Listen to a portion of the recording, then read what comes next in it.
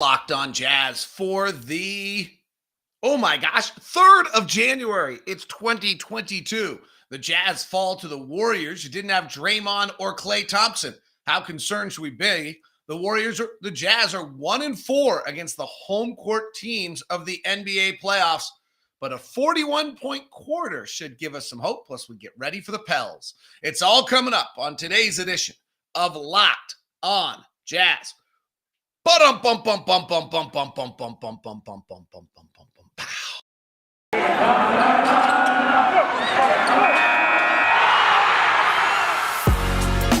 You are Locked On Jazz, your daily podcast on the Utah Jazz. Part of the Locked On Podcast Network, your team every day.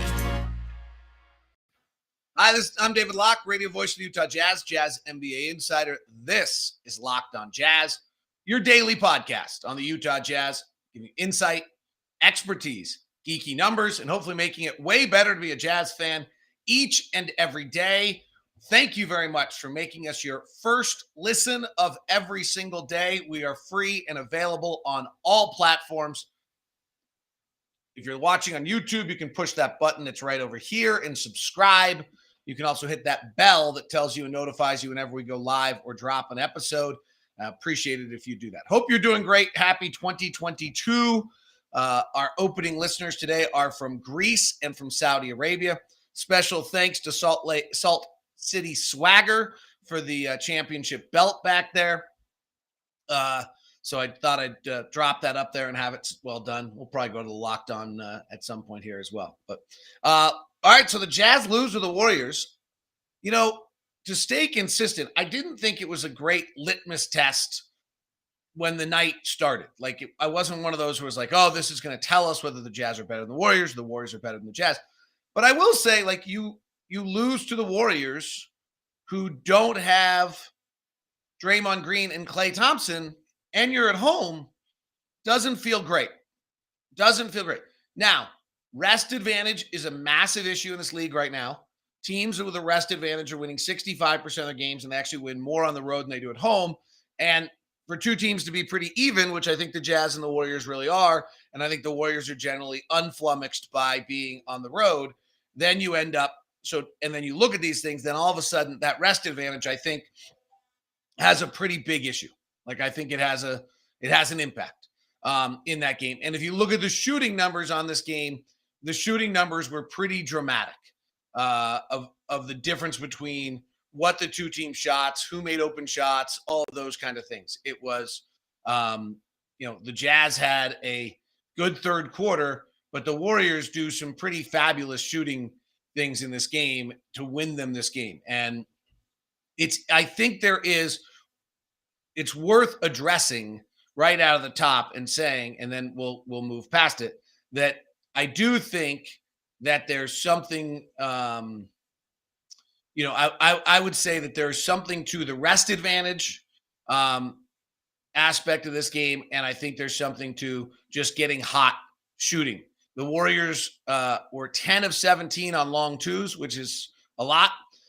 They were 1 of 13 on floater range, so that's not. They were 12 of 24 on above the break threes, which is 50%, when the league average on that is about 34. And they were 5 of 8 on corner threes when the league average is 40%. So they shot it very well. We did the opposite. We shot it very poorly. And they had the rest advantage, which plays into that. So I think that's a factor. With that said, my big takeaway is that the Golden State Warriors, without Draymond Green and without Klay Thompson, walked into Salt Lake City and beat the Jazz. And some of our guys didn't look very good. And so I think there's a concern level that should be amped up a little bit on the team as a whole and the individuals, some individuals, as we play some of these best teams. And I think when you look at right now, and then part two of that, my big takeaway would be as we sit here to kick off 2022 is, let's not hide behind what's going on. We're 1-4 against teams that have home court advantage right now. So we haven't played Phoenix. We're 0-1 against Golden State. We're 0-1 against Memphis. We are 0-1 against Chicago, 0-2 against Miami, 1-0 against a Milwaukee team that had none of their players. and we have not played Brooklyn. Like, I almost would argue, if I was trying to be a doomsdayer and a talk show host and trying to inflame, I would say we're 0-4. The next part of that is, let's look at what we did in those games, because I think that relates to this, and we'll dig in specifically to the Warrior game in a second, because I think the 41-point quarter is really important. So against Memphis, or against Golden State, we had a terrible defensive game. Our defensive rating against the Warriors was a 124. Was in the 12th percentile. They shot 64% effective field goal percentage.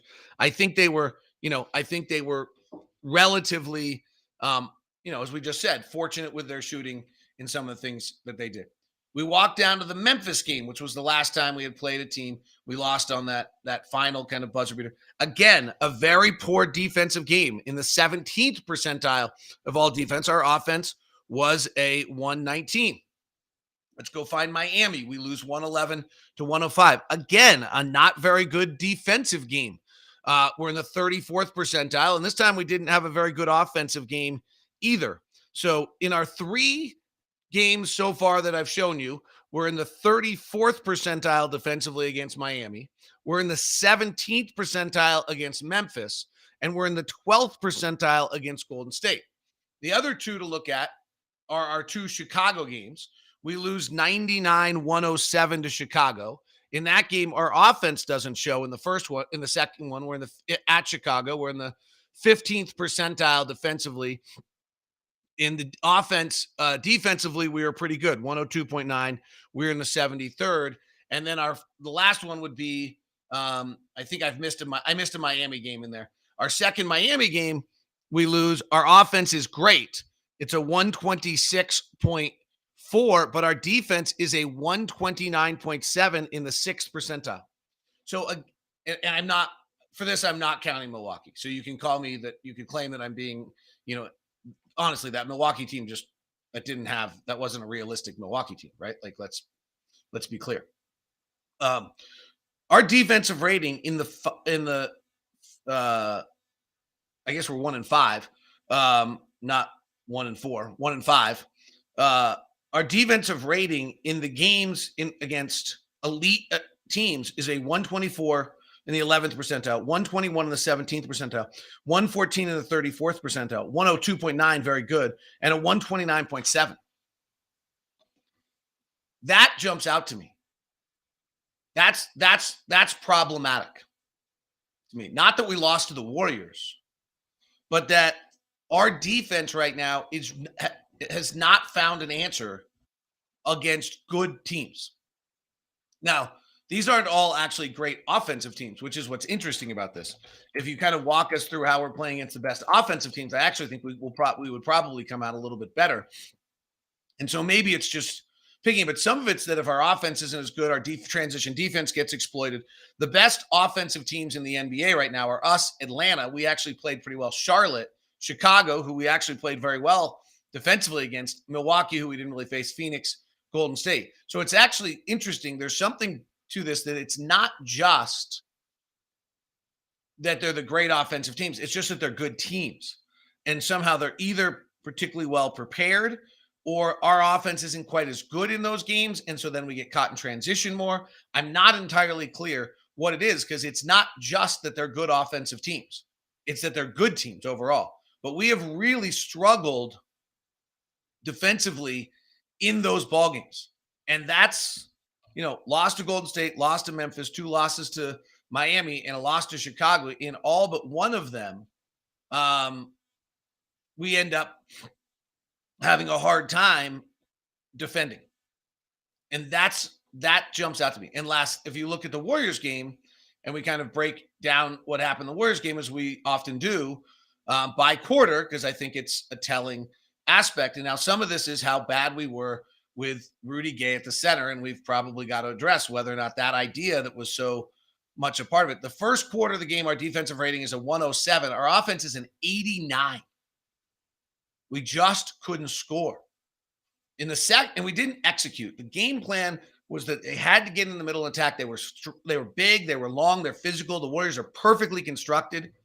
In the second quarter, our defensive rating was a 146. and our offensive rating was a 148. When Rudy Gay was on the floor, it was a 150. When Rudy Gobert was on the floor, it was a 141. It wasn't much better. In the third quarter, we get going.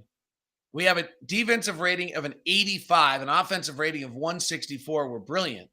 And then when the game's on the line in the fourth quarter, we have a 161 defensive rating. Horrific. And if you want to get even into it a little more deeply, with the game on the line in the final 6 minutes, we just didn't get any stops. You run down the final 6 minutes of this game, they hit 8 of their final 10 field goal attempts over the final 6:30. I can back it up a little bit. It gets worse. If you take it to the final 8 minutes of the game, the Warriors finished 10 of their final 12, 5 of 6 from 3, 5 of 6 from the free throw line. They scored more than 2. They turned it over once. If I'm doing my math right, they probably had 15 possessions and they scored 30 points. We did a pretty good job. We hit 9 of 17, 3 of 9 from 3, scored 22 points, got outscored 30 of 22 in the final 8 minutes of the game. Again, it stems back to where are we defensively? And that's, to me, what's most disconcerting. Let's talk about whether or not Rudy Gay can play the 5 and what other items might be going on that need to be looked at for the Jazz as we head into 2022 with a big 5-game road trip staring us. Today's show, Monday edition, is always brought to you by our friends over at Murdoch Chevy, located in Woods Cross, also located in Logan. The group there, the Murdochs, have done wonderful work. They have, as we've talked about before, they have decided to not charge more than MSRP on any cars, despite the car shortage, despite the fact that most people are doing that right now. They want no part of it. Great SUV lineup over at Murdoch Chevy, as well as the legendary truck lineup. So you know the Tahoe, you know the Suburban. Those are Chevy legends. Those are Utah County assault vehicles. We've got them all out there. However you want to look at it. They're absolutely fantastic. So the next part that I don't know if it gets enough credit is the Equinox, the Blazer, and what they've done there. And then a bunch of my friends have the Volt and absolutely love what's gone on. And the trucks are the Silverado and the Colorado. $1,500 off the 2022 Silverado right now. 0% off for 6 years on APR on the 2020 Blazer. That's all at Woods Cross and in Logan at Murdoch Chevy. If you'd like to, you're welcome to drop me a line and I'll set up a meeting with you at dlock09@gmail.com. Today's show is also brought to you by our friends over at Built Bar. Ruby Chocolate Built Puffs are available right now. They're crazy good. I'll admit, I was stunned. Lemon dip cheesecake as well. Gingerbread available. My partner loves the caramel almond delight, and I'm a huge believer in the coconut brownie chunk. In fact, another order was just made because I was a little worried we were running out. It's all at built.com. Built bars are amazing. They taste like candy bars. They are protein bars. They give you 130 calories, 2.5 fat grams, just 4 net sugars and 4 net carbs, yet still getting you 17 grams of protein. It's Built Bar. Promo code LOCK15 gets you 15% off. If you've not tried the puffs, it's a crazy creation that actually is fabulous. And the coconut brownie chunk is my favorite. If you don't like coconut and you can do nuts, caramel almond delight's a good spot. The mint brownie also very, very good. And the gingerbread are on sale and available right now. That's all at built.com. Thanks very much for making Locked On Jazz the first listen of your day. We are free and available on all platforms and certainly appreciate it. Locked On Now is a really cool show that you can grab when you're done with this one. Nightly recaps of every NBA game with analysis from our local experts. Listen to Locked On Now on Apple Podcasts, Spotify, or watch it on the Locked On NBA YouTube channel. Also an NFL recap from the weekend that was. So make sure you grab it. Locked On Now. Yorgis says Joe's a 30% shooter going 0 for 6, and Iguodala at 23% is 2 for 3. Here's the question I have on this. Some of these numbers, like I agree, they shot well, we didn't. They're the number 1 team in the league at defending the above the break 3. So that's length, athleticism coming at you. They also are the hardest team in the league to defend at the rim. They're the best defense. How much did they cause it? Now, in theory, three-point shooting is supposed to be luck, and three-point shooting is not supposed to be dictated by the opponent. But it makes me wonder. And then I look at someone like Joe, and I look at Joe, and he's 3 for 9 against Chicago in our first game against a good team. He goes 1 for 4 against Miami in our next meeting there against a good team. He goes 1 for 5 against Miami in the next game. He goes 1 for 3 against Memphis. And then last night he goes 1 for 7. So now is that just that Joe is unfortunate and not making shots against the 5 good teams that we've home court advantage? I don't want to disparage other teams and say that they're not good, but that he's not in those games, that Joe is just not making shots, or the fact that he's 7 of 28 shooting for the season against the best teams, is that they're longer, more athletic. They close. He doesn't have the window to shoot. It takes him, that our spacing is off. We don't execute well. I mean, it might be him. It might not be him. I'm just using him as an example right here. Like, to me, I wonder if there's some element here where what's actually happening is that these teams we're playing are really, really good. Really, really good in most cases, not in ours, is longer and more athletic. That's what they are. If you watch the Warriors the other night, they're beautiful. We're beautifully constructed, and they're beautifully constructed. Like, they're beautifully constructed. They have Steph Curry, who's the greatest offensive player in the world. And then they have a bunch of guys that are long and ferocious defensively. And they've turned Andrew Wiggins into one of those, to their credit. That's one of the great trades of all time. But if you look at who the Warriors are and what they're sending out on the floor, so Otto Porter, 6'8", 200. He's come off some knee injuries, but I thought he moved pretty well. Bielitsa's 6'10", 230. He's not a great defensive player, but he's 6'10", 230. Kayvon Looney is a great defensive player. He's 6'8", 220. Gary Payton II is 6'3", 190. Juan Toscano Anderson is undrafted, out of Oakland, went to Marquette, not playing anywhere, picked up by the Warriors at 26 years of age. He's 6'6", 210. Andrew Wiggins is 6'8", 200. Draymond Green is the longest 6'6", 230 ever. Damon Lee didn't play, was 6'5", 210. Jonathan Kuminga doesn't quite know what's going on right now because he's so young, is 6'8", 210. And Andre Iguodala is 6'6", 220. I mean, they just have length at every single one of these positions. And they were playing lineups that were Steph Curry and then a bunch of those size guys, a little similar to the Clippers, not quite as massive as the Clippers were when they were basically 6'8", 220 across the board against us. But they were into the ball. They were aggressive. They were aggressive at the point of attack, and they're pinning us to the corner. And it. And Mike Wells said to us at halftime, you've got to get into the middle of the floor. You've got to get into the middle of the floor and be able to play from there. So then they don't know where their shifts are. And like, if you go back and watch the game, like our first play of the game, we just get pinned on the sideline. Now in the third quarter, we're brilliant. The third quarter, refutes everything we're talking about. We're brilliant in the third quarter. We score 41 points. We swing it. We move it. We get it going. We make shots. And we played in the middle of the floor, which was the key to the whole thing. Now, again, while definitely sounding an alarm or two today, let's remember, rest advantage, huge. No shoot around, no preparation for the Jazz. That's actually what the Jazz are. Like, the Jazz are a shoot around preparation team. That's what they usually need to do that. And so that's why. Now, Rudy Gay as the center. It is not seeming to be working right now for a few different reasons. The premise on playing a smaller center and then being able to switch 1 through 5 is to some extent based on the fact that two things. You're relatively big at your other positions. So like we hear this all the time. You've heard this so much from me, you're probably going to get sick.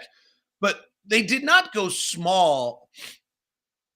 The Clippers did not go small against us. They went small at center, right? They went small at center. They were 6'8", 220 and 6'4", 200 at their other position. So when you go to a small 5-man switching, like the Warriors can with Draymond Green or something like that, what you're really, really doing is you're playing a bunch of like-sized players that are interchangeable defensively, and you can switch it 1 through 5. And then the key to the whole thing is you can guard your yard. We're not like-sized in any way, shape, or form, right? Like more often than not, when Rudy Gay's the lineups played the most center is Donovan Mitchell 6'1", Jordan Clarkson 6'4", I think, Royce O'Neal 6'4", Bojan Bogdanovic, and Rudy Gay. Okay, we're not like-sized. We're undersized at 3 of the 4 positions, or maybe Jordan's fine, so maybe 2 of the 5. And when we're switching, we're not defending well. The bigger issue is we can't score. When you play 5 out, you actually have limited space because there's 5 guys that are out. And Donovan's best in space, Jordan's best in space. We actually are having a miserable time scoring the basketball when Rudy Gay's at the center as much as we are defending. We're not very good defending either. But frankly, Rudy Gobert's presence, setting picks, clearing people, getting advanced basketball, or spacing down to the rim is opening up things for us offensively that makes us the best offense in the NBA. And when Rudy Gobert's not on the floor, we're having a hard, and Hassan Whiteside's not on the floor, we're having a hard time scoring with Rudy Gay at center. Our offense in games in which either Eric Paschall or Rudy Gay is at center, and I can make it be just Rudy Gay, and it's limited sample size. We're at like 100 possessions. I mean, this is really, really small. We've played, I think, 100 possessions. Our offense is at 91.5 in the 0 percentile. Now, Donovan wants to play in an open floor 5 out, it would seem, but actually the data would show you the exact opposite. The data would show you that Donovan is the number 1 pick and roll player, number 2 pick and roll guard in the NBA. The number 1 pick and roll combination is Donovan Mitchell and Rudy Gobert, and the Jazz are much better when those two are together. Okay? It's kind of interesting. So Rudy Gay at the center is, to me, actually right now is an offensive issue as much as it is a defensive issue. It's not great defensively, but it's really an offensive issue. We don't have enough space for our guys to create, and no one's creating advantage basketball, and we're forced into a little bit more isolation basketball than we're used to, and we don't run a great deal out of it. Now, maybe we can learn it. It's 100 possessions. It's early, and we've talked about this all year. Everything's about game 70, so I'm not sure I throw the baby out with the bathwater right now, but I might throw the bathwater out. So, just worth a thought. We did score 41 points in the third quarter. We did some really neat things. We'll talk about that and get ready for the Pelicans as we continue today on Locked on Jazz, your daily podcast on the Utah Jazz. Again, Locked On Now. Check it out after the show today. It's terrific. It's a pretty neat little creation we've created for NBA fans or NFL fans along the way. A lot of good chat going on in the live chat room of YouTube. If you watch the show on YouTube, you can also the chat shows up as it goes chronologically. And so pretty interesting to see there and kind of get it. And we have good, smart fans along the way. I think it's important to understand here. One, we're still a title contender. We're still really good, even though we lost the Warriors, even though we're 1-5 against top 4 teams. Like, that's disconcerting. Like, okay, so we got ways to go here. The second thing that I think is really important is as much as we just talked about how beautifully the Warriors are constructed, the Jazz are equally as constructed as beautifully. And on the same premise, we have this great defensive player in Rudy Gobert, and we've now built this amazing offense around it. And now we have to go back to figure out how to defend. We're actually really having a hard time defending the best teams in the league right now. And so we got to figure that out. Let's go to the third quarter for a second because we were actually brilliant. The Warriors don't give up 41-point quarters very often.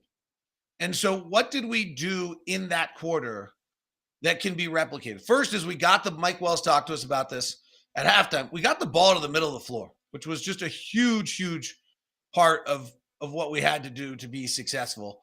Because when you get the ball to the middle of the floor, then their overshifting defensively is not something that they're able to. Then they don't know what the strong side or weak side is, and they can't stretch defensively. The other thing is we had an abnormally good shooting. We went 6 of 11 from 3. We got 11 of our 25 shots off his threes. We also moved the basketball. We had 7 assists. Donovan was masterful in moving it and spinning it around and distributing it in that period of time. And we also had great shot distribution. Like, we were playing so unselfishly. Boyan had 4 shots. Royce, who has been slumping, hit 3, went for 3 for 3. Rudy got 2. Mike Conley had 5. Donovan had 4. Ingles had 2. Rudy Gay had 3. Jordan Clarkson had 2. Their big front line caused our guards a lot of trouble, by the way, in this game, right? I mean, I'd have to look at what the matchups were of who guarded who, but it felt like Toscana Anderson guarded everyone all the time. But on Donovan Mitchell the other night, the Warriors were able to have Gary Payton and Andrew Wiggins guarding him the most of any 2 players. So Payton, who is, an elite defensive player out of Oregon State, Salt Lake Community College. He was a great defense player. Donovan went 0 for 2 when guarded by Payton and 1 for 6 when guarded by Wiggins. I mean, Andrew Wiggins is really, really big. I mean, I don't remember what I just said a minute ago on Wiggins, but I think my guess is he's 6'8", 200. And on Mike Conley in that same matchup, he got guarded the most amount of times by Juan Toscana Anderson. I mean, that was clearly, he's 6'6", 210. That's clearly what they were trying to do. Now, we didn't have a terrible offensive game, but that is a part of this game, was the fact that they put, and then Gary Payton's on him the second most amount of time. And Mike goes 1 of 3 when guarded by Mike. Actually, Mike only gets 1 shot off when guarded by Toscana Anderson. He goes 0 for 2 when guarded by Gary Payton. And then they just do a wonderful job of floating Steph around and keeping him off of main guys. Steph spent 6 minutes and 22 seconds guarding Royce O'Neal and 2 minutes guarding Mike Conley and 136 guarding Jordan Clarkson, and Clarkson torched him. And he spent 1 minute and 12 seconds on Donovan Mitchell, and Donovan Mitchell went 2 for 3 with 2 threes. Shook him both times. So pretty interesting to see how these team, what the Warriors did to the Jazz. That's the script that they have, is big, long, physical, into you. And it's hard.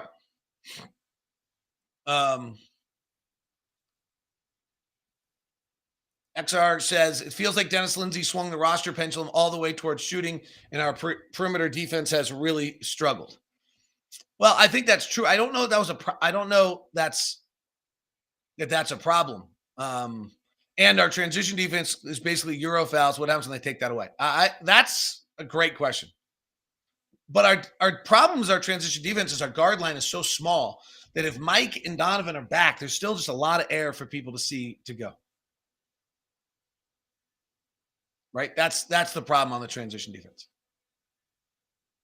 I didn't look at cleaning the glass after the game and see that the transition numbers were dramatic in that one, but I will certainly go check it right now. Transition numbers in the Jazz Warriors game. Warriors were 1.5 points per transition and 14% of the time. Not an outrageously high number, but they got us. In the half court, though, their offense is really where they beat us. Their half court was a 112.5. We couldn't get stops in the half court against them at the rate we needed to. And our half court offense wasn't very good. That's what we've got to figure out. Defensively, we've got to figure out. And when these teams have enough versatility to move guys around and what we're doing, how to answer these best teams defensively. We got, doesn't have to be tomorrow. I think we got to remember what the whole point of this is, trying to figure things out by the playoffs. We're going to be a top 3 seed. There's no doubt on that. And figure that out. And I think that's, so it's not a panic time along the way. Is Taurean Prince available? He seems to be toiling away deep on a bench, maybe an easy pickup. It's an interesting name. I always have a hard time with defensive players. And he seems like he should be a good defensive player, right? He's long, he's athletic. He was a top 20 pick, which says that people liked him. I always get nervous till I've watched the players, and you'll always hear this about me. It's actually my Ronnie Brewer rule. I actually never thought Ronnie Brewer was that good a defensive player, but he couldn't shoot. So therefore, we decided that he was a good defensive player. I feel like a lot of times you get a player who's long and athletic, and if they don't shoot well, then we decide, well, they must be a really good defensive player. And I don't know that it's always true.